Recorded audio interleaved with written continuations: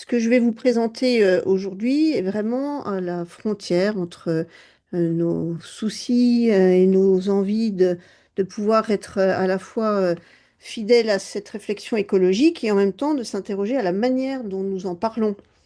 La catéchèse, dans son étymologie propre, c'est la manière de faire résonner, c'est le verbe grec katékein, faire résonner la parole de Dieu à l'oreille de quelqu'un, susciter en retour un écho. Eh bien, on peut considérer comme catéchétique tout ce qui conduit à, en fait, parler de Dieu à travers nos actes, à travers nos mots, à travers nos témoignages, etc. Et donc, vous comprenez qu'il y a un lien, c'est ce que je voudrais essayer de vous montrer ce soir, entre la manière dont nous parlons de Dieu, et notamment de Dieu à travers la création, et les responsabilités écologiques que les uns ou les autres, vous avez déjà commencé à travailler. Ce que je vais vous présenter est tiré d'un livre qui s'appelle Parler de la création et de la fin des temps en catéchèse, qui a été en fait le résultat d'un travail de thèse, une seconde thèse que j'ai fait dans un deuxième temps après ma thèse à la Cato de Paris à Fribourg, en Suisse. On le trouve, on peut même le télécharger, je crois encore, gratuitement, sur le site Académique Presse Fribourg. Il est publié depuis quelques années. En tout cas, si jamais, bon, alors ça fait quelques centaines de pages, mais vous allez en avoir un petit résumé aujourd'hui. Et puis, si jamais vous êtes intéressé par ces questions-là, sachez que dans cet autre petit livre, Transmettre la foi en temps de crise, il y a un chapitre sur la question écologique et qui montre déjà qu'il y avait, dès 2019-2020, dans le monde catholique et encore un petit peu avant, avec Église verte, entre autres, et nos réflexions communes, un lien entre la manière dont nous parlons de Dieu dans la création, y compris en catéchèse, et puis ces questions écologiques. Le pape François, vous savez que depuis son encyclique Laudato Si, n'arrête pas de dire tout est lié. On l'a beaucoup repris, notamment dans le paragraphe 70, et il le redit de manière assez récurrente, hein. Euh, la, la manière dont nous prenons soin, pour le dire comme ça, de notre propre relation intérieure avec nous-mêmes, avec les autres, avec Dieu, avec la terre, les quatre sont liés. Si l'une de ces relations est abîmée, eh bien les autres le sont aussi. Et on comprend donc que si nous abîmons notre manière de parler de Dieu ou de le comprendre, eh bien ça vient abîmer aussi le reste. Un de mes collègues, Fabien Revol, utilise une image géométrique, c'est l'image du tétraèdre, que je trouve très intéressante. Vous en avez un exemplaire à l'écran. C'est pas une pyramide a une base carrée, mais le tétraèdre a une base triangulaire. En fait, un tétraèdre, c'est tétra quatre sommets ou quatre côtés. Mais imaginez qu'à chacun des sommets de cette figure, vous mettez moi, Dieu, les autres, la terre, et on comprend que ces quatre éléments sont en interaction constante.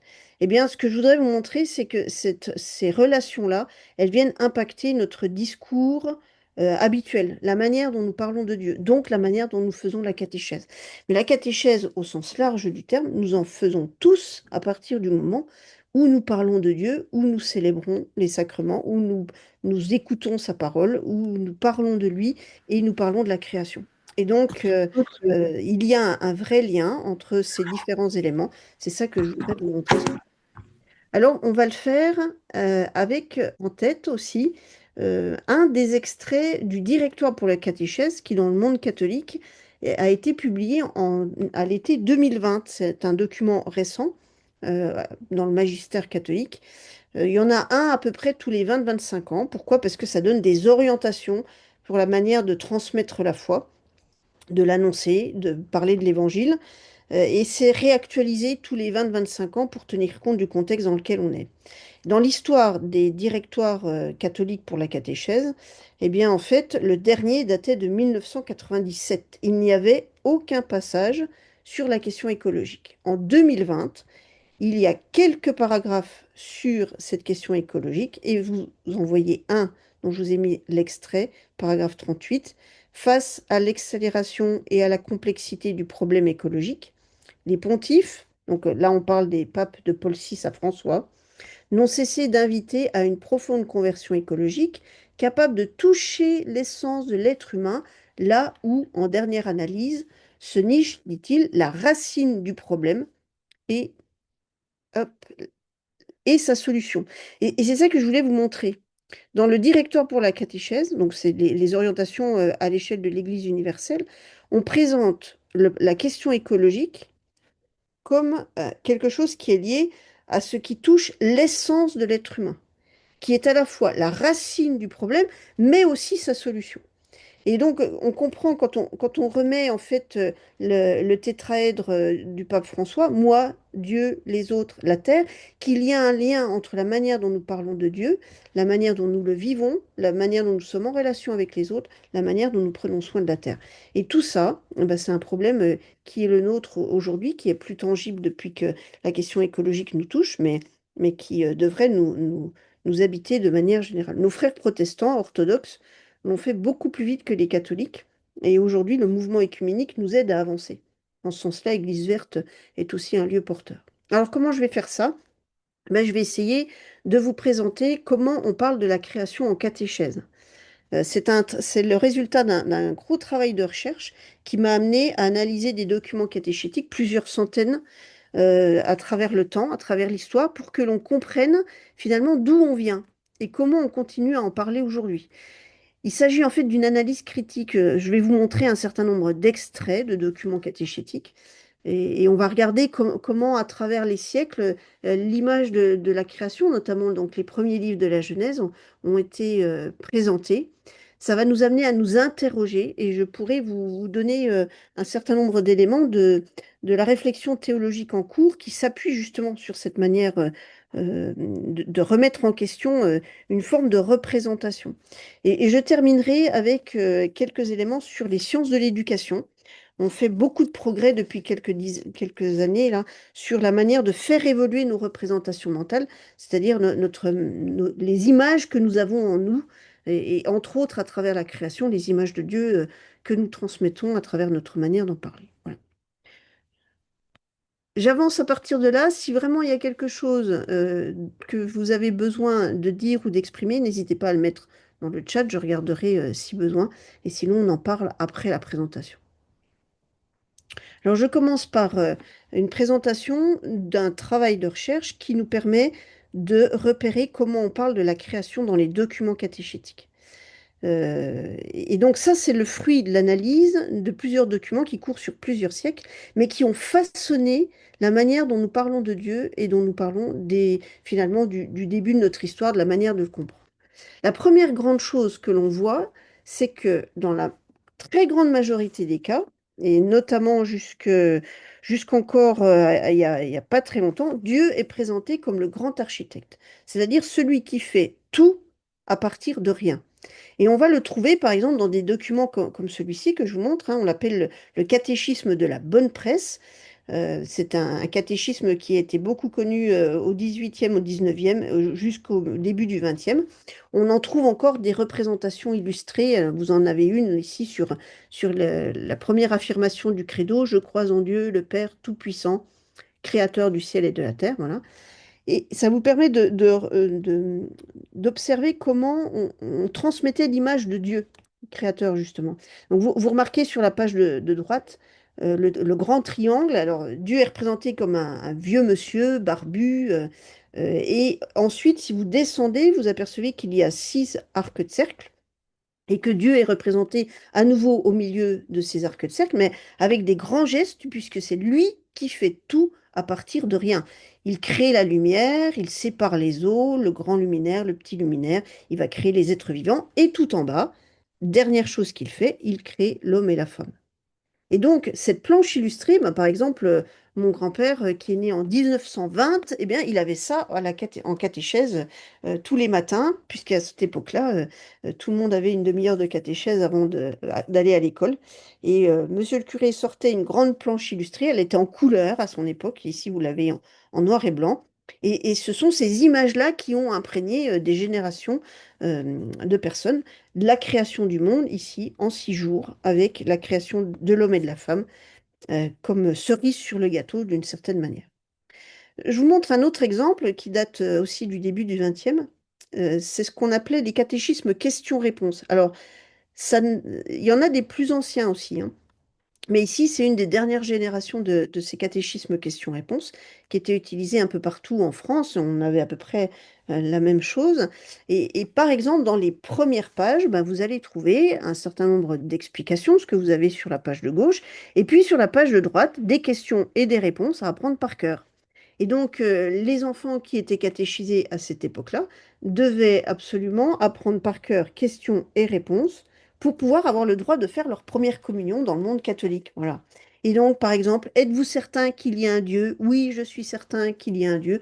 Qu'est-ce que Dieu? Dieu est un pur esprit infiniment parfait, éternel, créateur, souverain, maître de toutes choses. Où est Dieu? Dieu est partout, au ciel, sur la terre, en tout lieu. Dieu voit-il tout? Oui, Dieu voit tout, le passé, le présent, l'avenir, et jusqu'à nos plus secrètes pensées.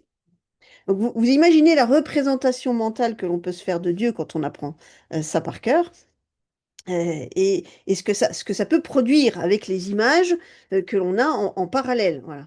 Euh, Aujourd'hui, c'est vécu comme une intrusion, en fait. Dieu voit-il tout? Oui, Dieu voit tout, le passé, le présent, l'avenir, jusqu'à nos plus secrètes pensées. Et dans le monde occidental, c'est plutôt mal reçu.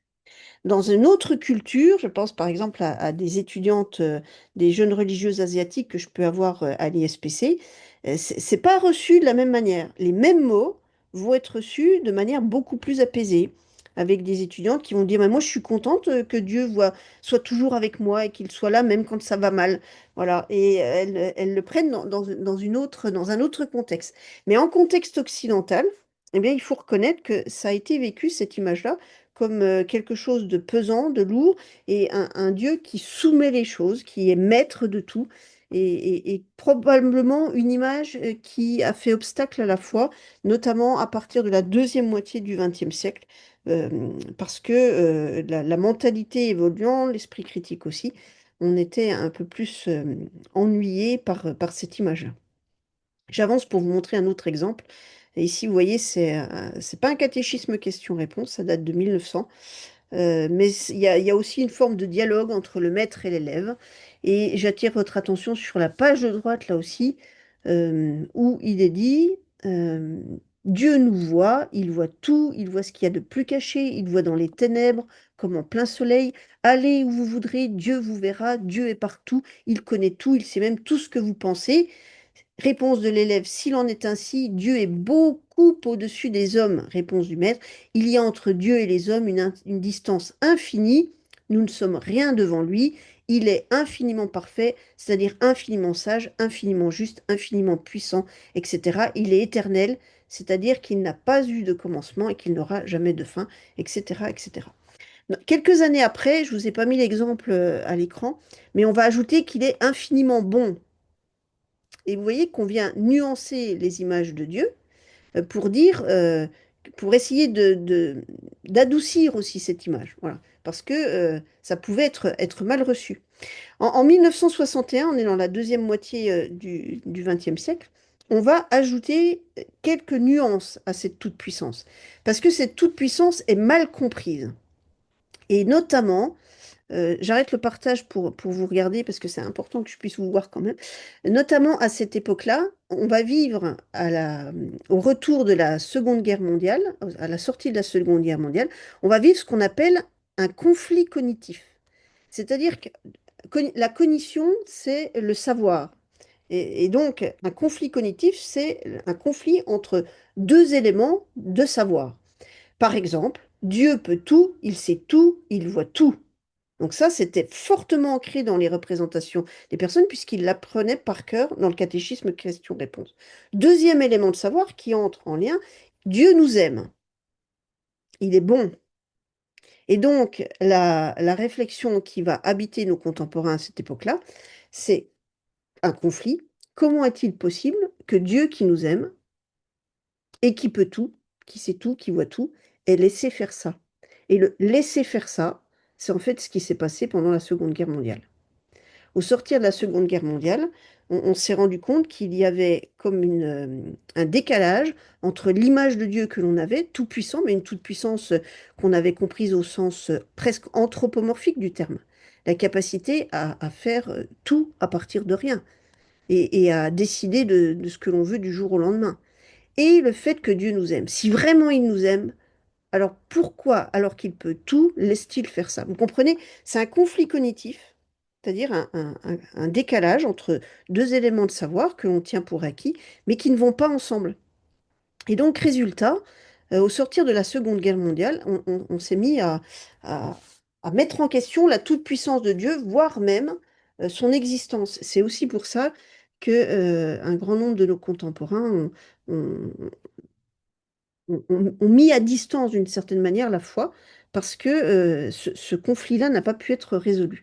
En tout cas, dans les sciences catéchétiques, c'est quelque chose que l'on observe depuis quelques années déjà, et une de nos explications. Alors là, vous voyez, j'ai remis le partage d'écran, donc si vous ne le voyez pas, vous me le dites, mais normalement c'est bon. En 1961, après donc la Seconde Guerre mondiale, on va essayer d'expliquer autrement la toute-puissance.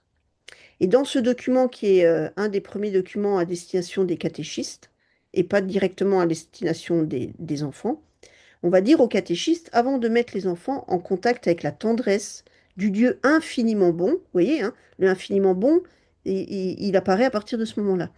Il nous semble important de prendre le temps, et c'est très difficile, étant donné la mentalité moderne si encline à mettre en valeur la toute-puissance de l'homme, le conquérant du monde, de les mettre en présence du Dieu tout-puissant qui, sans nous écraser, nous dépasse infiniment. On essaye de trouver des mots pour parler de la toute-puissance de Dieu, mais pas au sens de la domination ou de l'écrasement, comme il avait été compris jusque-là. Et pour faire comprendre conscience aux enfants de cette grandeur, de cette toute-puissance, de cette transcendance, on va dire, leur faire sentir combien nous sommes petits devant lui, nous les plaçons en face d'un aspect si grandiose de la création que d'une façon intuitive, naturelle, surnaturelle, nous sentons notre petitesse, nous nous inclinons devant la majesté du Créateur. Et là, il propose de se mettre devant la- l'image d'une montagne, d'un océan, d'un ciel étoilé, etc., etc. Donc, on comprend à travers ces documents que la notion de toute puissance de Dieu a été questionnée et que les réponses ont essayé, probablement maladroitement, hein, parce que c'est pas si simple, de se faire au fur et à mesure. Voilà. Donc ça, c'est pour vous dire que l'image de Dieu, le grand architecte, celui qui fait tout à partir de rien, mais a été comprise comme presque une puissance anthropomorphique, la capacité de tout faire, et que cette image-là a été questionnée au milieu du XXe siècle, parce que on ne comprenait pas comment Dieu qui peut tout, eh ben, laisse faire le mal, laisse faire les catastrophes naturelles, laisse faire les guerres, etc., etc. Ça demeure un conflit cognitif aujourd'hui en catéchèse, si on n'arrive pas à trouver les mots pour parler de la toute-puissance de Dieu autrement. On y reviendra si ça vous intéresse. Deuxième point que je voulais vous montrer, c'est que quand on parle de création dans les documents catéchétiques, il y a un corollaire à cette image de Dieu. Si Dieu est présenté comme le grand architecte, alors systématiquement, on va montrer l'homme comme étant le roi de la création, la cerise sur le gâteau, comme je vous disais tout à l'heure.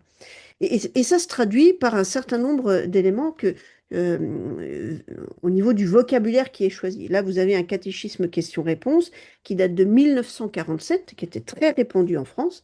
Si vous regardez la première question qui est au-dessus, quelles sont les créatures les plus parfaites? Réponse que l'on apprenait par cœur. Les créatures les plus parfaites sont les anges et les hommes. Puis après, vous regardez la déclinaison, mais l'homme, l'humain, hein, est compris comme une créature parfaite, parmi les plus parfaites, parce qu'il a été créé après les autres, c'est-à-dire à la fin du cycle. La cerise sur le gâteau, le sommet de la pyramide d'une certaine manière. Ici, vous avez les pages du même livre, mais un petit peu plus loin, septième chapitre, et j'attire votre attention surtout sur l'encadré qui est au-dessus de la page de gauche. Vous voyez, on fait une comparaison entre Dieu, côté gauche, et puis l'homme, l'humain, côté droit. Là, par exemple, on dit que Dieu est un pur esprit, mais on dit l'homme est un esprit créé à l'image de Dieu pour être uni à un corps. Là, on dit que Dieu est infiniment parfait, on dit que l'homme est perfectible. Si on dit que Dieu est éternel, on dit que l'homme est immortel, immortel au sens d'appeler à la vie éternelle. Et puis, ce qui nous intéresse, regardez bien, si on dit que Dieu est créateur, c'est-à-dire qu'il fait tout de rien, eh bien on dit que l'homme, lui, il est fabricant, c'est-à-dire qu'il fait avec quelque chose. Mais surtout, c'est la dernière ligne qui m'intéresse, moi. On dit que Dieu est maître de toutes choses, et regardez bien comment on comprend la responsabilité de l'homme.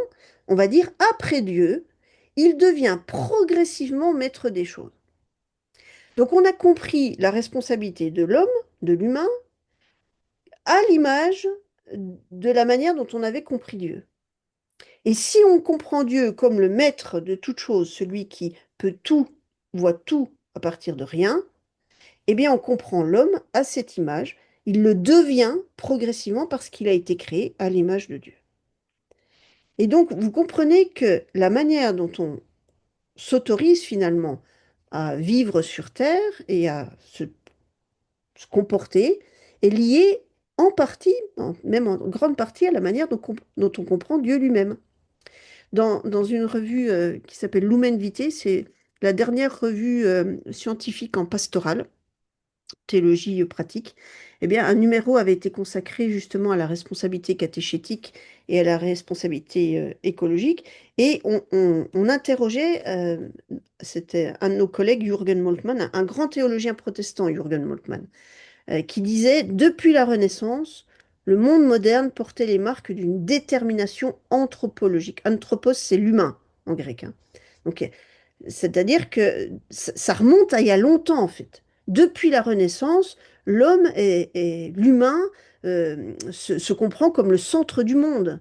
C'est ce que disait Pic de la Mirandole en 1486. Ou encore Francis Bacon, le savoir, c'est le pouvoir. Ou encore, par la science et la technique, l'être humain devient maître et possesseur de la terre. Ça, c'était Descartes. Et on sait bien que dans nos sociétés occidentales, on est très cartésien. Et vous voyez la suite, hein, ce qui donne l'explication. Il rendait calculable le monde objectif afin de pouvoir le maîtriser. Et l'expression latine, imago Dei dominum terrae. Imago Dei, à l'image de Dieu, dominum, c'est le Seigneur, le maître de la terre.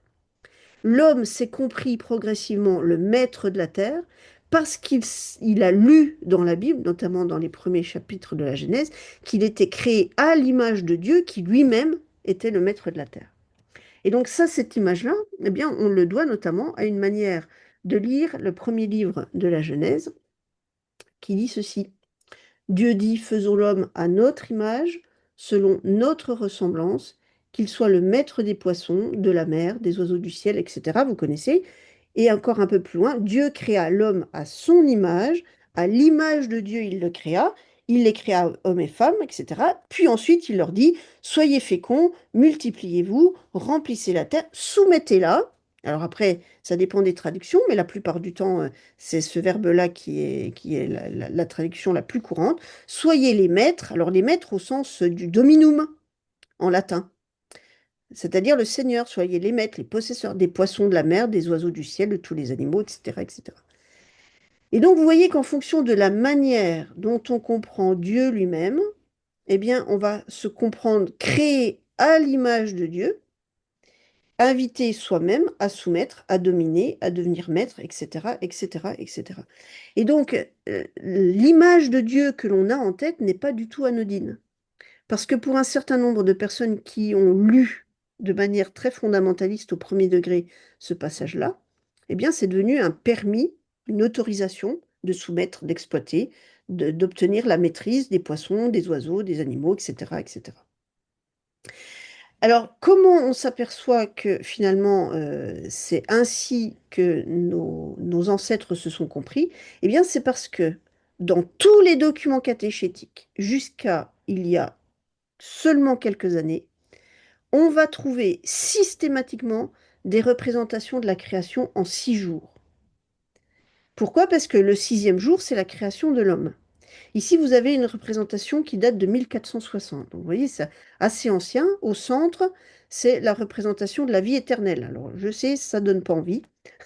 Le paradis au-dessus, les enfers en bas. Et en fait, c'est une manière de faire peur, hein. Au jugement dernier, à la fin des temps, on séparera les bons des mauvais. Et mieux vaut être chez les bons que chez les mauvais, parce que vous voyez que les mauvais, ils sont pas en bonne posture. Mais ce qui est intéressant pour nous, c'est surtout les 6 vignettes. Les trois qui sont à gauche, c'est les 3 premiers jours de la création. Les trois qui sont à droite, c'est les jours 4, 5, 6. Et vous voyez le sixième, en bas à droite, création de l'homme et de la femme. On a compris la création comme étant faite en 6 jours, puisque le sommet de la création, le summum d'une certaine manière, on a compris que c'était la création de l'homme et de la femme, de l'humain, Puisque le septième, eh ben, on a dit, bah, Dieu s'est reposé. C'est ce que tout le monde a appris. Et il s'est rien passé le septième jour. Dieu s'est juste reposé de ce qu'il avait fait. Ce qu'il avait fait, c'était le summum au sixième jour. Ici, vous avez un exemple qui nous date du XIIe siècle, c'est encore plus ancien. Alors, vous allez me dire, il y a 8 vignettes. Je vais les grossir. Mais en fait, les quatre premières, c'est les quatre du haut. Voilà. Et si vous prenez dans l'ordre, hein, depuis le haut à gauche jusqu'en bas à droite, ben, vous avez jour 1, 2, 3, 4. On le voit qui sépare les eaux de la terre, on le voit qui sépare le grand luminaire du petit luminaire, etc. Et puis les quatre dernières, en haut à gauche, le jour 5, et les trois autres, c'est en fait une déclinaison du jour 6. Le septième jour n'est pas du tout représenté. Et ça, c'est constant depuis le début de ces représentations catéchétiques, pratiquement jusqu'à aujourd'hui. Ici, vous avez une pochette de disque que j'ai emprunté à mes parents. C'est l'oratorio de Joseph Haydn, Die Schöpfung, la création. Et à l'intérieur, eh ben, dans la pochette, on a une illustration avec les 6 actes que contient l'oratorio, parce qu'il y a un acte par jour de la création. Et vous voyez qu'il y en a 6. Le septième jour, ben, Haydn ne l'a même pas mis en musique, puisque Dieu s'est reposé. Un autre exemple, je vous remets celle que j'avais, hein, de catéchisme de la bonne presse, là. Ben, si vous comptez le nombre d'arcs de cercle, 1, 2, 3, 4, 5, 6, eh ben, vous avez à nouveau la création en 6 jours. Et puis, ici encore, une illustration qui nous date de 1934. C'était pas un catéchisme question-réponse, mais c'est ce qu'on appelait des histoires saintes à cette époque. Parce que dans le monde catholique, les petits amis, on ne lisait pas la Bible à cette époque. On a eu l'autorisation de la lire qu'à partir du Concile Vatican II. Et le Concile Vatican II, c'est 1962-1965. Et donc, les seules images ou les seuls récits que l'on avait de la Bible, c'était des histoires saintes qui en fait n'étaient pas des reprises de la Bible, mais seulement de récits à partir de la Bible. Et je vous en montre un exemplaire, hein, à partir de la création. Ici, vous l'avez sur la page de gauche. Regardez comment on présentait la création. Dieu créa le monde, c'est-à-dire qu'il fit de rien tout ce qu'il existe. Il le créa en 6 jours, c'est clair. Et la suite est intéressante. Ces jours ne sont pas des jours de 24 heures, ce sont des périodes de temps fort longues dont plusieurs durèrent des milliers d'années.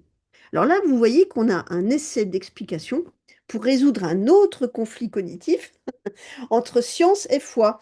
Comment est-il possible qu'à l'école, on me dise que le monde a été créé en milliers et milliards d'années et qu'au caté, on m'explique que ça s'est passé en 6 jours? Donc, on a des essais de réduction du conflit cognitif. Mais regardez la manière dont on le présente ensuite. Le premier jour, Dieu fit la lumière. Le second jour, il fit le firmament qu'il appela ciel. Le troisième jour, il sépara la terre de la masse des eaux, etc., etc. Vous connaissez. Le cinquième, il créa les oiseaux. Enfin, il créa l'homme. Voilà. Et quand on regarde ce récit, on reconnaît le parcours habituel du livre de la Genèse, mais on voit bien qu'on est allé directement sur ce que l'on pensait comme étant l'essentiel à l'époque, c'est-à-dire les faits. C'est une histoire, le principal protagoniste, et puis la fin, sommet de la pyramide, l'homme. Et tous les petits détails que l'on imaginait être des détails à l'époque, du style «Et Dieu vit que cela était bon», et Dieu vit que cela était bon, et Dieu, etc., etc., eh ben, c'est enlevé. Voilà. Parce que ça n'est pas la préoccupation de l'époque. Alors, il nous faut regarder de manière un peu plus précise ce qui se passe au septième jour. Et dans le livre de la Genèse, voilà ce qu'on va trouver si on lit bien. Ainsi furent achevés le ciel et la terre et tout leur déploiement. Le septième jour, Dieu avait achevé l'œuvre qu'il avait faite. Il se reposa le septième jour de toute l'œuvre qu'il avait faite. Et souvent, on en reste à cet imaginaire-là. C'est-à-dire, on en reste à une lecture qui dit, bah oui, le septième jour, il s'est reposé. Et pourtant, ça n'est pas l'homme le sommet de la création. Ça n'est pas lui le dernier acteur. Si on lit bien, le dernier acteur de la création, c'est Dieu lui-même. Parce que Dieu agit encore le septième jour. Regardez bien, je vous l'ai mis en couleur. Et Dieu bénit le septième jour, il le sanctifia, puisque ce jour-là, il se repose, etc., etc. Telle fut l'origine du ciel et de la terre lorsqu'ils furent créés. Autrement dit, le septième jour, c'est vraiment là le sommet de la création. Et nos amis juifs, quand on discute avec eux, ils nous disent, bah oui, évidemment, hein. Sauf que dans le monde chrétien et a priori plutôt catholique pour ce qui me concerne, eh bien, on ne l'a pas lu comme ça. Et ça nous a conduit à penser que l'homme était le sommet de la création, alors qu'en fait, le sommet de la création, c'est Dieu lui-même. Aujourd'hui, où on en est? Bah, regardez, ici vous avez un document tout à fait actuel qui date de 2017, donc c'est pas si loin. On va nous présenter de manière plus sympathique, puisqu'on a plus de moyens, les 6 jours de la création. Et il y a des petits jeux pour s'amuser à repérer ce qui se fait. Et regardez bien ce qui est dit, hein, tout en bas. Et le plus beau de tout, le 6e jour, Dieu a créé l'homme et la femme. Dieu vit tout ce qu'il avait fait, cela était très bon. Il se reposa le 7e jour, point. Et dans ce document, on n'en dit pas plus. Donc on reste à nouveau sur une vision. Alors il y a d'autres documents qui vont les présenter autrement, heureusement aujourd'hui, mais on est encore loin de quelque chose qui pourrait être tout à fait ajusté. J'avance dans Laudato Si. Le pape François va en fait fustiger cette manière de voir en disant l'anthropocentrisme, c'est-à-dire le fait de s'être cru comme le sommet de la création, comme le centre du monde, hein, paradoxalement a fini par mettre la raison technique au-dessus de la réalité. L'être humain n'a plus le sentiment ni que la nature soit une norme valable, ni qu'elle lui offre un refuge vivant. Il la voit sans supposition préalable, objectivement, sous la forme d'un espace, d'une matière, pour une œuvre où l'on jette tout, peu importe ce qui en résultera. Alors, cette manière de comprendre l'homme comme étant le roi de la création, ça a été un peu nuancé, pour être juste, dans la fin du XXe siècle, par un autre mot qu'on a préféré utiliser, c'est le terme de responsabilité. Plutôt que de dire qu'il était le roi de la création, on l'a considéré comme responsable. Vous voyez ici, par exemple, c'est un document qui date de 1996. Ben, on voit que les enfants sont représentés comme étant ceux qui vont porter la terre, au sens d'avoir une responsabilité dans son entretien. Ici, dans un autre document qui a été encore édité en 2006, on dit Dieu nous confie la terre. Ou encore, ici, en 2019, ce qu'on appelle le UCAT, on va essayer de présenter la toute-puissance de Dieu d'une autre manière. Si vous arrivez à lire le commentaire qui est tout en bas, on peut lire: Nous aimerions avoir un Dieu tout-puissant qui résoudrait nos problèmes, s'occuperait de nos difficultés, supprimerait la douleur, etc. Mais il faut le dire d'emblée, en créant des créatures libres, Dieu a aussi permis que l'homme, dans sa liberté, fasse des choses qui entraînent des souffrances. Et en fait, on essaie d'expliquer la toute-puissance autrement, plutôt comme une toute-puissance d'amour. Voilà, ça veut dire que ça reste quand même compliqué. Et puis ici, en 2009, hein, pour les plus petits, vous voyez qu'on remet le texte en fait biblique, et que ce que l'on va mettre en couleur, c'est ce que l'on avait enlevé dans les générations précédentes. Le fait que Dieu parle, le fait que Dieu voit ce qui est bon, et on remet Dieu comme étant le personnage principal. Ici, vous avez encore un autre exemple où on va essayer d'expliquer comment comprendre le fait d'être créé à l'image de Dieu. Si vous regardez le petit encadré bleu clair là, qu'est-ce que ça veut dire à notre image? Eh bien, être créé à l'image de Dieu, c'est avoir en soi quelque chose de Dieu. Attention, ça ne veut pas dire que l'homme est Dieu. Voilà, donc attention à ne pas confondre notre image de Dieu et la manière dont on s'autorise finalement à dominer. Et puis, le mot maître, dès leur création, l'homme et la femme sont liés à l'univers, à la nature qui les entoure. Ils les reçoivent pour gérer en maître dans la continuité de l'acte créateur de Dieu, c'est-à-dire avec respect et intelligence pour que la vie se multiplie. Mais la manière dont on va comprendre le mot maître ben, va être en fait décisive pour la suite. Alors je termine cette partie-là juste en ajoutant une chose, c'est qu'on a aussi dans tous ces documents une vision très chronologique de la création. Ici, vous avez un exemple qui est tiré d'Internet. Regardez juste au-dessus à gauche, vous voyez, la création, elle est présentée comme le début de l'histoire.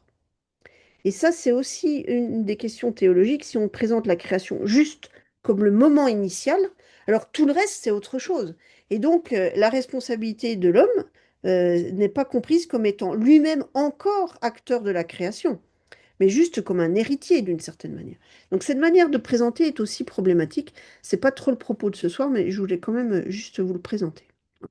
Alors tout ça, ça nous interroge théologiquement. La théologie, c'est un discours sur Dieu. Théos, c'est Dieu en grec.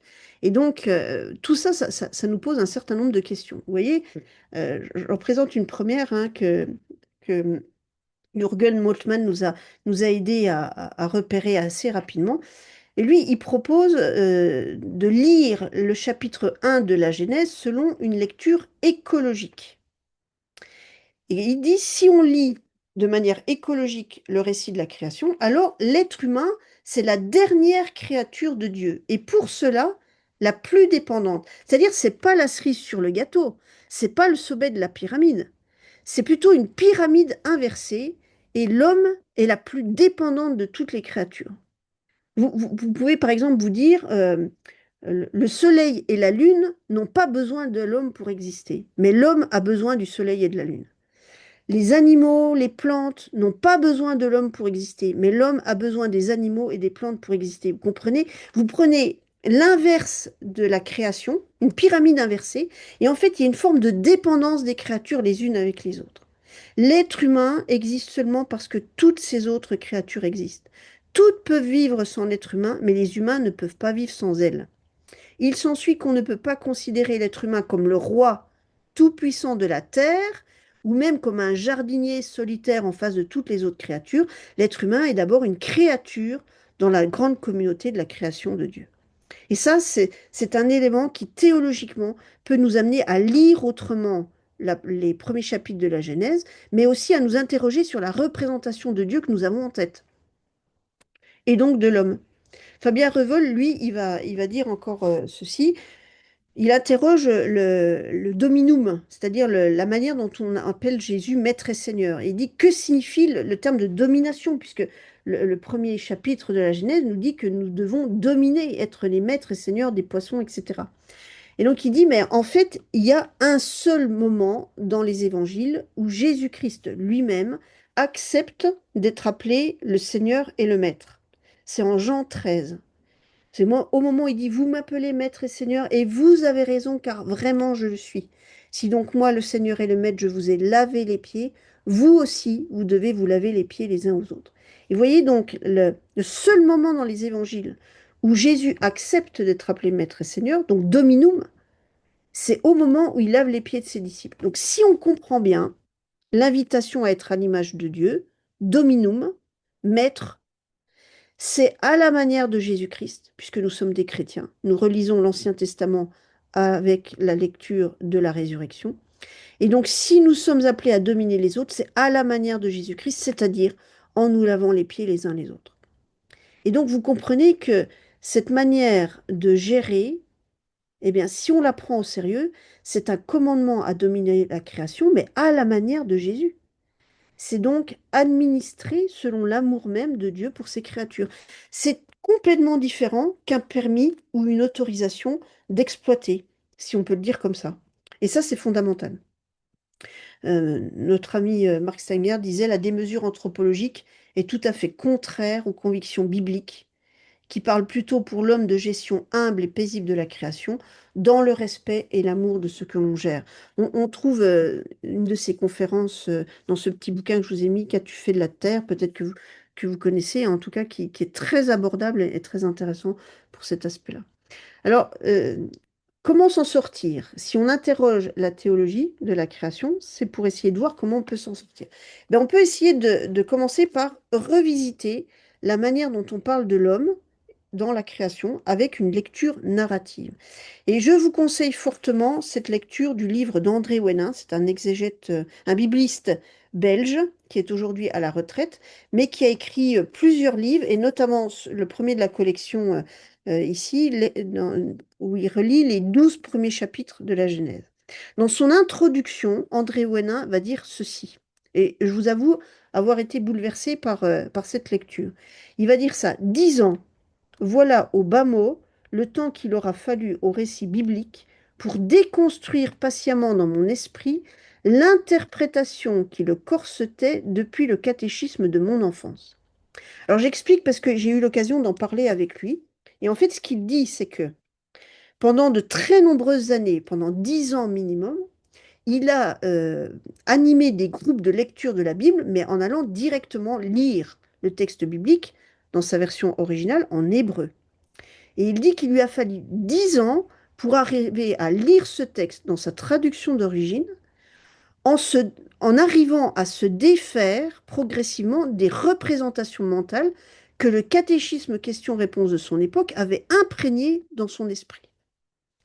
Et donc, quand vous vous dites qu'un grand bibliste comme lui a eu besoin de 10 années pour se défaire des représentations mentales d'un Dieu tout-puissant qui sait tout, qui voit tout et qui nous donne le permis d'exploiter la terre, on imagine le temps qu'il nous faudra à nous pour arriver à s'en défaire. Et c'est à partir de ce moment-là où moi je me suis intéressée à la manière de faire évoluer les représentations mentales. Comment on peut faire pour que notre responsabilité catéchétique soit engagée. Et notre responsabilité catéchétique, c'est pas que les catéchistes qui la portent. Je prends un exemple, nous vivons avec des représentations mentales qui sont inconscientes et parfois héritées de bien plus anciens que nous. Vous voyez, qu'est-ce que j'ai fait au bon Dieu pour mériter ça? C'est quelque chose que vous avez probablement déjà entendu et qui peut sortir très facilement. À Noël dernier, j'étais chez mon frère. Mon frère, il a... J'ai deux frères. Et mon frère, il a une petite fille qui a 10 ans maintenant. Il a fait son baptême, sa confirmation, sa première communion comme moi, mais il a tout envoyé promener comme un certain nombre de nos contemporains. Et sa petite fille, qui s'appelle Esther, n'est pas baptisée. Bon, elle va pas à la messe, sauf quand elle est avec papy et mamie, parce que papy et mamie, eux, ils vont à la messe, donc Esther, elle suit. Bref. Et donc, à Noël dernier, dans la cuisine de chez mon frangin, Esther fait tomber un truc par terre, par mégarde. Et la gamine, qu'est-ce qu'elle fait? Elle se retourne vers son père, elle lui dit, je sais ce que tu vas me dire, avec un peu de trouille au cœur, c'est le bon Dieu qui t'a puni. Alors, on était là à côté, j'ai dit, ben, qu'est-ce que tu lui racontes à ta môme? Comment ça, c'est le bon Dieu qui t'a puni? Esther, elle va pas à la messe, elle va pas au caté. La seule fois où elle entend parler de Dieu, c'est quand elle casse un truc et que son papa l'engueule en lui disant que c'est le bon Dieu qui l'a puni. Alors je dis à mon frère, mais ça va pas, t'es malade? Il me répond, ah mais maman nous a toujours dit ça. Maman, elle était dans la salle, la même pièce. Elle répond, ah mais non, ah mais non, ah mais non. Et moi qui étais à côté, je dis, ah mais si, parce que je m'en souviens très très bien. Maman, elle disait ça, parce que ma grand-mère disait ça, parce que probablement son arrière-grand-mère disait ça aussi. C'est le bon Dieu qui t'a puni. Et donc l'image de Dieu, la représentation mentale qu'Esther a en tête, elle est héritée de ce que des générations avant elle ont dit, sans même qu'elle ait eu besoin d'aller en catéchèse ou que son papa lui parle de Jésus-Christ. Et le monde, en fait, est bourré de représentations mentales de ce type-là, desquelles on a vraiment du mal à se défaire, si vous voulez. Parce que pour André Ouénin, en fait, il faut faire évoluer ces représentations mentales. En fait, la toute-puissance de Dieu, eh bien, elle se reconnaît pas dans sa capacité à faire tout de manière forcée, mais dans la douceur de celui qui reste maître de sa puissance elle-même. C'est pas la douceur d'un faible qui n'aurait pas d'autre choix, mais c'est la douceur de celui qui retient sa force d'une certaine manière. C'est tellement facile de laisser exploser sa force quand on est dans une cour de récré et qu'on veut terroriser quelqu'un d'autre si on est le caïd du coin. La vraie puissance, la vraie force, c'est la capacité à retenir sa force. Et c'est celle-là que montre Dieu quand il crée l'autre à son image. Il dit aussi la représentation de l'être humain, hein, c'est le seul élément non achevé de la création. C'est un être inaccompli. Et il va falloir qu'il travaille à son propre achèvement en coopérant à l'agir créateur de Dieu. Vous voyez, c'est autre chose que le sommet de la création. Il va dire encore, on confie à l'homme la mission de maîtrise. Mais en fait, cette mission, c'est un service à rendre par amour, à exercer avec maîtrise en limitant son pouvoir pour que les autres puissent vivre. Vous voyez que c'est autre chose que ces représentations qu'on peut retrouver dans les documents. Il n'est pas le seul, André Ouénin, hein. Il y a d'autres collègues biblistes qui vont dire ça. Philippe Lefebvre, qui est à Fribourg en Suisse, il dit dominer dans la Bible, c'est faire vivre, c'est parler. Jürgen Moltmann, il va dire l'homme, c'est la plus fragile des créatures qui ne peut pas vivre sans toutes les autres. C'est ce que je vous ai dit tout à l'heure. Christophe Théobald, un de nos collègues des facultés Loyola, sans doute la mission de remplir la terre et de la dominer, qui est donnée au sixième jour, doit-elle aujourd'hui être intégrée dans la perspective plus large de ce qu'on appelle l'hepta. Hepta, c'est 7. L'heptaméron, l'œuvre en 7 jours, en laissant le repos sabbatique assainir notre manière d'être et d'habiter le monde. Et puis encore, hein, Fabien Revol qui disait, ben, la mission de maîtrise, c'est à la manière de Jésus-Christ, donc en lavant les pieds les uns des autres. Donc, vous voyez, il y a tout un travail catéchétique à faire. Et quand je dis catéchétique, je ne pense pas que, au groupe de catéchèse, hein. Je pense à toutes les activités pastorales et même à la manière dont nous parlons nous-mêmes de Dieu, parfois sans nous en rendre compte. Et puis enfin, on peut travailler à penser l'humain en relation. Plutôt que d'affirmer la création comme étant confiée à l'homme, eh bien, il est possible de présenter la création comme étant confiée à l'humanité. Et là, tout dépend de la manière dont on traduit le mot hébreu qui a donné homme dans la très grande majorité des traductions, alors que nos amis juifs, eh bien, le traduisent par le mot humanité. La création n'est pas confiée à l'homme, en tant qu'individu, elle est confiée à l'humanité. Et donc, c'est une responsabilité qui n'est pas individuelle, mais qui est d'abord collective. Et on peut donc penser, c'est ce que va beaucoup travailler notre collègue Elena Lassida, que vous connaissez dans le domaine d'Église verte, puisqu'elle y a longtemps été active, et chez nous à la Cato, elle continue à travailler à la faculté de droit de sciences sociales et économiques. Elle invite beaucoup à penser l'humain selon le principe de l'interdépendance. Hein, c'est un être créé pour, par l'autre, dans un environnement donné, et on ne peut pas penser les choses individuellement. François V, encore un autre collègue des facultés de Loyola, hein, va promouvoir la dimension collective de l'action créatrice. Mais moi, j'ajoute, et c'est le dernier point que je voulais vous partager, il faut aussi apprendre à se défaire des représentations mentales qui sont encore fortement ancrées dans notre mémoire individuelle et collective, ou au moins à commencer de les faire évoluer.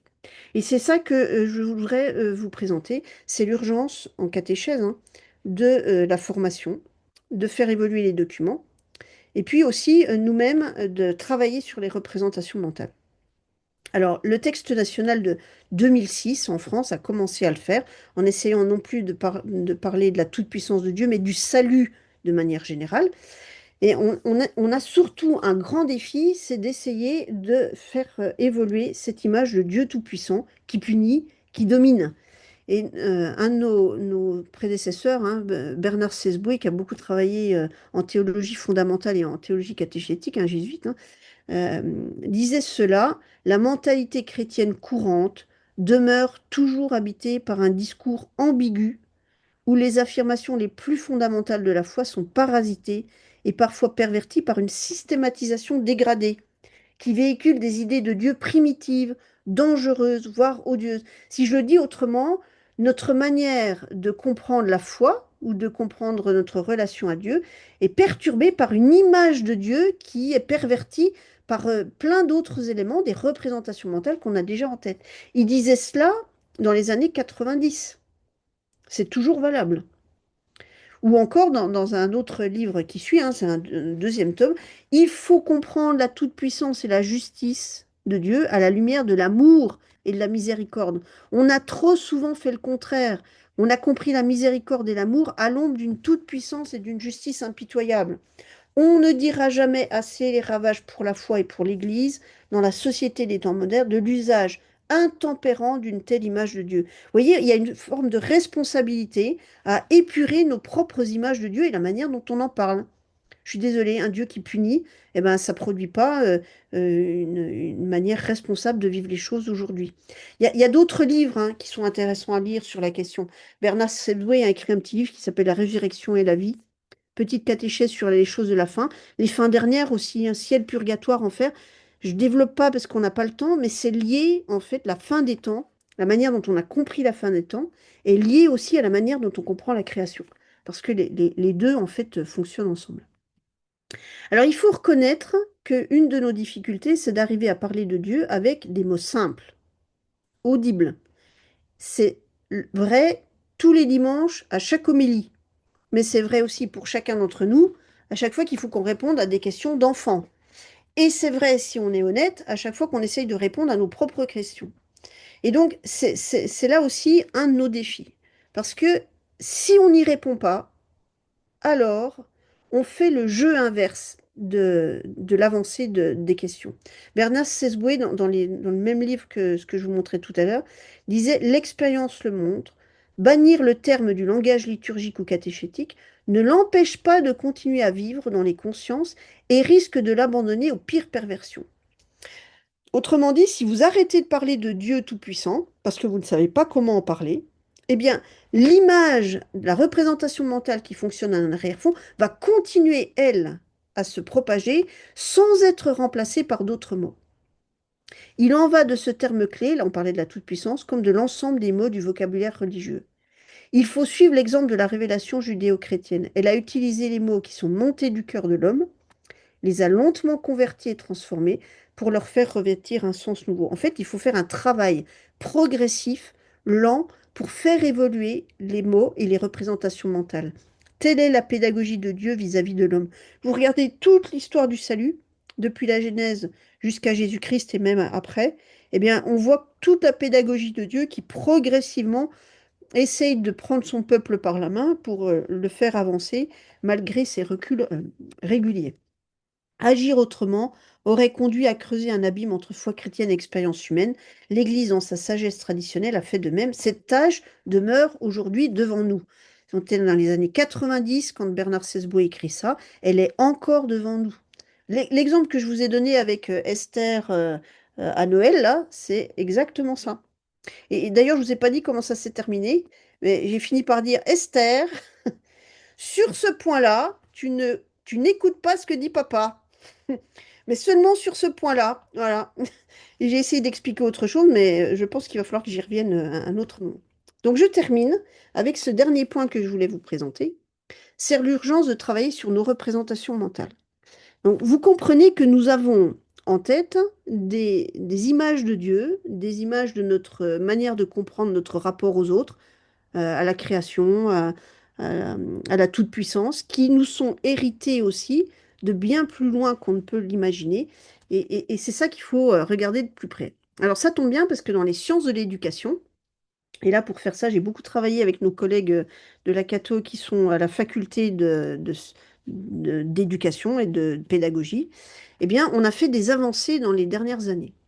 Alors commençons par une petite définition de ce qu'est une représentation mentale. C'est en fait un phénomène mental qui correspond, je vous le lis puis on s'explique après, hein, à un ensemble plus ou moins conscient, organisé et cohérent d'éléments cognitifs. Les éléments cognitifs, c'est des éléments de savoir, c'est-à-dire ce que l'on pense retenir, ce que l'on retient, ce que l'on pense savoir. Mais vous voyez, c'est lié à des éléments affectifs et du domaine des valeurs concernant un objet particulier. On y retrouve des éléments conceptuels, des attitudes, des valeurs, des images mentales, les connotations, des associations, etc. C'est en fait un univers complexe, symbolique, culturellement déterminé, où se forgent les théories spontanées, les opinions, les préjugés, les décisions d'action. Autrement dit, vous ne faites pas évoluer une représentation mentale juste en disant à quelqu'un, ça c'est pas vrai, il vaut mieux comprendre ça comme ça. Parce que c'est lié à des comportements, à des affects, à des attitudes. Je suis persuadée qu'Esther, elle a toujours la même image en tête, même si elle se dit, tiens, ma tata, elle a dit ça. Voilà. Mais il faudra que la tata y revienne d'autres fois. Et donc, pourquoi est-ce que ces représentations mentales sont aussi fortement ancrées dans nos têtes? Eh bien, c'est parce que, en fait, les spécialistes disent ça, il y a en fait une forme de résistance des conceptions antérieures. Et autrement dit, quand on a appris quelque chose, c'est comme si vous étiez au bord d'une piscine. Vous tenez et que vous ne savez pas nager. Vous tenez fortement le bord et vous hésitez à lâcher le bord parce que vous ne savez pas si vous serez en sécurité une fois le bord lâché si vous n'avez pas pied. Et donc c'est pareil avec le savoir. Quand vous savez quelque chose, vous hésitez à quitter ce savoir pour aller vers un autre savoir que vous ne connaissez pas encore. Je ne sais pas si c'est clair. Mais en fait, d'une certaine manière, on peut se dire qu'on n'apprend rien de nouveau si on n'a pas la promesse que ce nouveau est meilleur que ce que l'on a déjà acquis. Et donc, il y a là une forme de pacte, d'une certaine manière, avec les éducateurs, avec les enseignants. Et c'est une question qui est travaillée depuis un bon moment hein, dans le domaine des sciences de l'éducation. Mais regardez ce que je vous ai mis en couleur là, dès le deuxième paragraphe, hein. Enfin, on peut même lire depuis le début. L'intégration de nouveaux acquis permet de posséder un matériel de base plus important. Elle favorise un plus grand nombre d'interactions, etc. Parce que le champ des références s'amplifie. Mais Quand on apprend quelque chose de nouveau, il peut y avoir des facteurs qui altèrent l'efficacité de la communication, qui ralentissent l'étendue du champ de référence. C'est le cas lorsque l'expérience ou l'apport culturel est en contradiction totale avec le système d'explication qui est alors fragilisé. Vous voyez, par exemple, si on m'a toujours dit que Dieu est quelqu'un qui punit et qu'il voit tout et qu'il sait tout et qu'il peut tout, je ne comprends et qu'on m'a dit qu'il était bon, je ne comprends pas pourquoi il laisse faire le mal, pourquoi il laisse faire les guerres, pourquoi il laisse faire la Shoah, etc., etc. C'est exactement ce qui nous est arrivé au milieu du XXe siècle avec la Seconde Guerre mondiale. Une remise en cause peut venir heurter, peut créer une inquiétude, voire une angoisse, et si à ce moment-là, on ne trouve pas une réponse à ce conflit cognitif, alors il peut se passer deux choses. Soit on laisse tout tomber et on pense que ce qu'on nous a dit, c'était des bêtises, soit on se raccroche encore plus fortement à ce que l'on imaginait auparavant, parce que c'est plus sécurisant. Autrement dit, le non-savoir est une insécurité. Et donc, quand on veut faire évoluer une image de Dieu, il faut absolument pas la laisser dans le vide. Il faut pouvoir proposer tout de suite une autre image qui est plus sécurisante et plus en accord avec ce que l'on peut dire. Ce qui est nouveau dans les sciences de l'éducation, c'est que depuis 5, 6 ans, on a mis en lumière l'importance de la dimension émotionnelle, ce que l'on n'avait pas repéré aussi fortement auparavant. Et là, vous voyez ce qu'une de nos collègues, Christine Partoun, écrit, hein. Plusieurs auteurs considèrent qu'émotion et cognition, donc cognition, c'est les savoirs, hein, relèveraient d'une seule et même réalité psychique. C'est-à-dire, dans nos cerveaux, c'est lié. Un savoir est lié à une émotion. Un certain nombre de spécialistes pensent que la plupart des concepts sociaux évoquent une tonalité affective, qu'ils sont stockés en mémoire sous forme d'entités émotionnellement chargées. Autrement dit, chaque chose que vous apprenez, que nous apprenons, est reliée à une émotion. Tout traitement cognitif sur ces informations serait également affecté par cette dimension émotionnelle. Et ce qu'ils vont montrer, que je ne vous ai pas mis à l'écran, hein, c'est que plus l'émotion est, comment dire, rude, forte, mais même au sens de...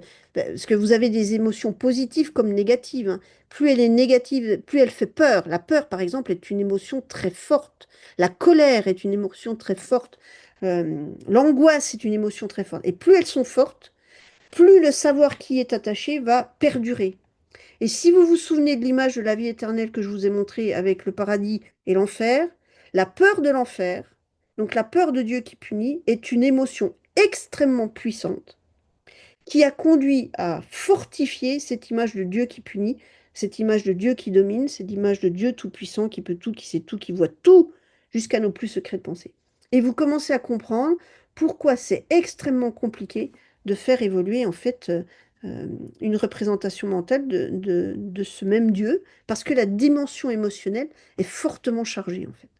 Il faut donc absolument prendre ça en considération pour pouvoir le faire évoluer. Parce que la bonne nouvelle, d'après le même auteur, c'est que malgré leur grande stabilité, les croyances, donc les représentations mentales, sont aussi relativement plastiques. Autrement dit, on peut les faire évoluer. Et c'est là tout l'enjeu et le défi des chrétiens aujourd'hui, hein, d'arriver à faire évoluer dans leur discours, dans leur manière de parler de Dieu, cette image de telle manière qu'on la comprenne euh, comme à la fois comme la place de l'homme dans la création à part entière, mais comme une invitation à prendre soin, d'être maître à la manière de Jésus-Christ qui lave les pieds. Et vous voyez ce que dit la spécialiste, hein, lorsqu'une nouvelle expérience engendre une dissonance cognitivo-affective suffisamment puissante, une brèche peut s'ouvrir. C'est par exemple le moment où quelqu'un va nous expliquer quelque chose et où je vais me dire, mais finalement, je me rends compte que ce que j'entends en ce moment, ce qu'il me dit en ce moment, ce que je pense en ce moment, c'est en contradiction avec ce que je fais ou ce que je pensais d'habitude. Et si je me laisse ébranler au point de rendre une explicitation plus importante, alors je peux accepter de changer de représentation mentale. D'une manière ou d'une autre, c'est ce que la plupart des chrétiens aujourd'hui sont amenés à faire quand ils revisitent leur image de Dieu, pour le penser plus comme un Dieu qui aime plutôt que comme un Dieu qui punit. Et donc, il faut aider nos contemporains à faire ce passage-là aussi, parce que ça a un lien avec la responsabilité écologique. Alors, comment on peut faire évoluer tout ça? Je termine avec ces dernières diapos. Il y a tout un travail qui est fait par les spécialistes comme Piaget, par exemple. Je pense que c'est un nom que vous connaissez, euh, qui font partie de ce qu'on appelle le courant constructiviste dans les sciences de l'éducation. On peut faire évoluer les représentations en essayant de les faire évoluer par étapes. C'est des formes d'adaptation progressive, de transformation progressive.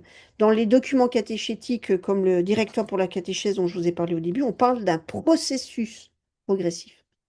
Et puis, un deuxième point qui a été un dernier point, même je m'en arrête avec cette diapo-là, c'est le fait que ça ne sert à rien, je le dis comme ça, hein, de faire évoluer les représentations mentales chez une personne toute seule.